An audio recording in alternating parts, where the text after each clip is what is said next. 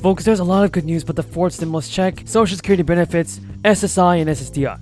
Stay tuned because you definitely don't want to miss this. The IRS has just announced that you have only one more chance to claim an extra $1,400 third stimulus check. Now, here's some very important news if you're looking to receive additional stimulus money. There's still time to claim a third stimulus payment worth up to $1,400 per person. Eligible taxpayers who didn't receive the payment or maybe due more money than they initially received are allowed to claim a tax credit on their 2021 federal tax return by the April 18th deadline. The vast majority of the third stimulus payments were automatically delivered to taxpayers' bank accounts or via check in the mail last spring.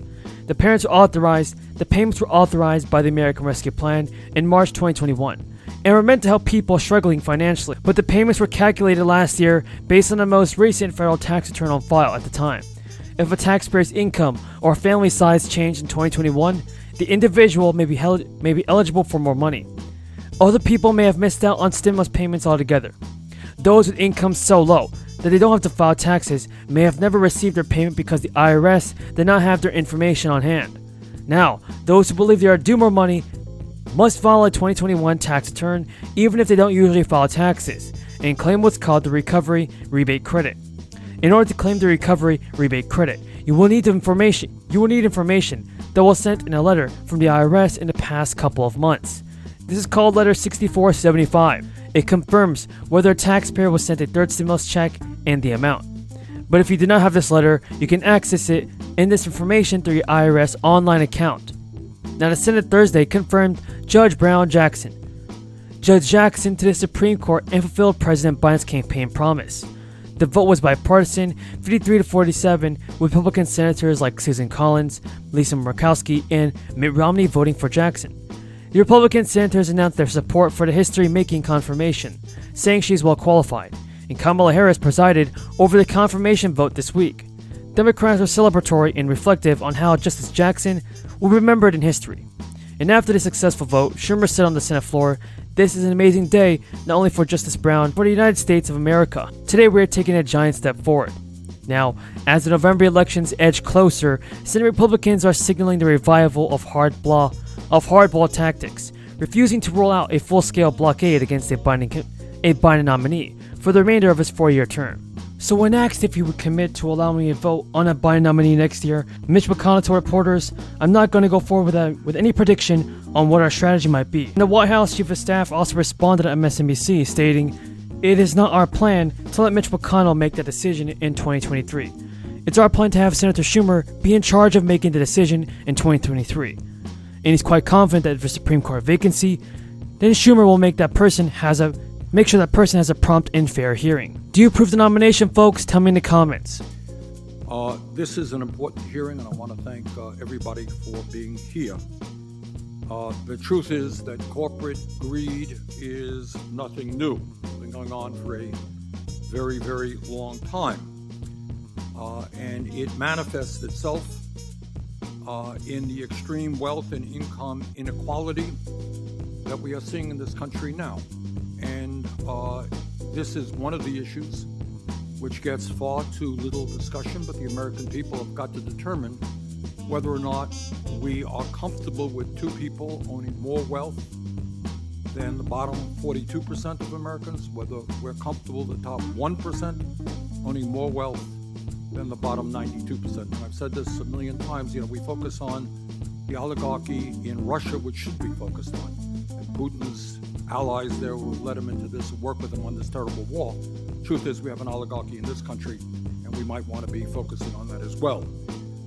When we talk about why the American people are angry, why, among other things, we're seeing a spurt in the growth of trade unionism in this country, it has a lot to do with the fact that CEOs in large corporations now make 350 times more than their average workers. In addition to that, they receive stock options, golden parachutes, and a wide range of perks go to the CEOs. And meanwhile, working families are struggling to pay their bills, to feed their kids, to take a few weeks vacation, and to save up for retirement. So what we are seeing now is more income and wealth inequality in this country than we have seen in 100 years. And this is an issue that if nobody else wants to talk about, we will talk about in this committee. But it's not just income and wealth inequality. Corporate greed manifests itself in the massive amounts of union busting that we have been experiencing, in which large corporations spend millions of dollars to deny workers their constitutional rights to organize, while in many cases forcing workers who belong to unions to make unacceptable concessions, like eliminating pensions and major pay cuts. I have been involved in a number of strikes in the last year, and it is astounding to me to see the degree to which large, profitable... Breaking news, everybody, stimulus checks are being approved. So here's some good news for residents of the state of California, as California mulls whether to send out another stimulus check to deal with a massive projected budget surplus. A group of state lawmakers are making the case for more tax rebates.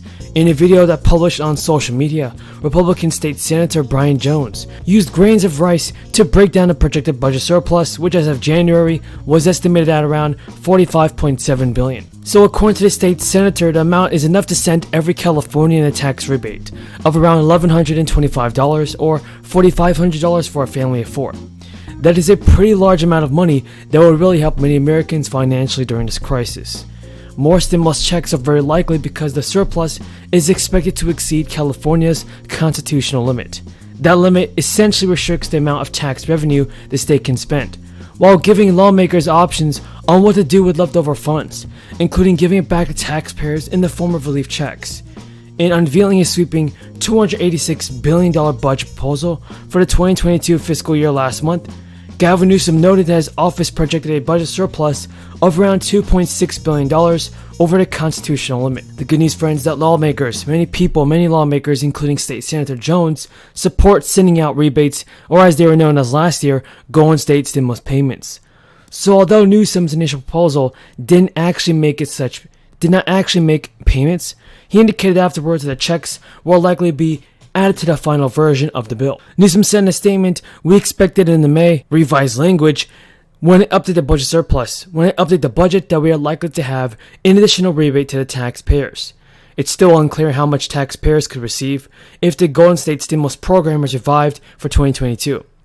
In the second expanded Golden State stimulus program, eligible Californians got $600 plus an additional $500 if they had one or more qualifying dependents. And waiting another 3 months to decide how to spend the extra funds would give Newsom and the California legislature just weeks to negotiate ahead of the June 15th budget deadline. The state's fiscal year begins July 1st, and it's also likely the budget surplus could be even higher than the current estimate, which would mean even larger stimulus checks for California residents. Now here's some good news for millions of people. Millions of food stamp users will keep having a SNAP benefit after a dozen states extended the support.